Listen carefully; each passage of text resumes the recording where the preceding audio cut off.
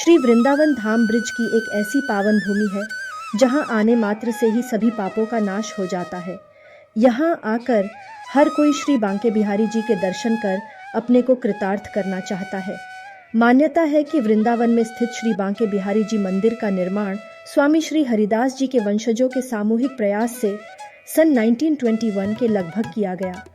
श्री बांके बिहारी जी मंदिर में सिर्फ कृष्ण जन्माष्टमी पर ठाकुर जी का रात में पूरे विधि विधान से महाअभिषेक करने के बाद ही मंगला आरती होती है और चरण दर्शन केवल अक्षय तृतीया के दिन ही होते हैं।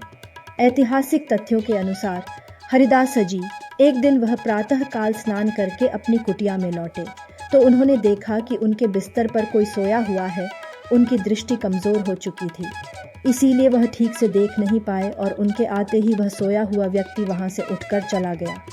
हरिदास जी कुछ समझ ही नहीं पाए, लेकिन तभी मंदिर से एक पुजारी भागता हुआ वहां आया और बोला कि स्वामी जी बिहारी जी के हाथों की वंशी और चूड़ा उनके पास नहीं है। स्वामी जी ने कहा कि अभी मेरे बिस्तर पर कोई सोया हुआ था, मेरे आने से वह चला गया और जाते हुए उसका कुछ सामान यहाँ रह गया है। पुजारी ने पास जाकर देखा तो वह बिहारी जी का चूड़ा और वंशी ही थी, जिससे कि यह प्रमाणित हुआ कि बिहारी जी नित्य वहां रासलीला के बाद यहाँ विश्राम करने आते हैं। तब इस चमत्कार का पता चला कि सुबह जल्दी मंगला आरती के कारण ठाकुर जी को निधि वनरास मंदिर से बांके बिहारी मंदिर आने की जल्दी होती है और जल्दी के चक्कर में उनका चूड़ा और वंशी वहीं रह गई।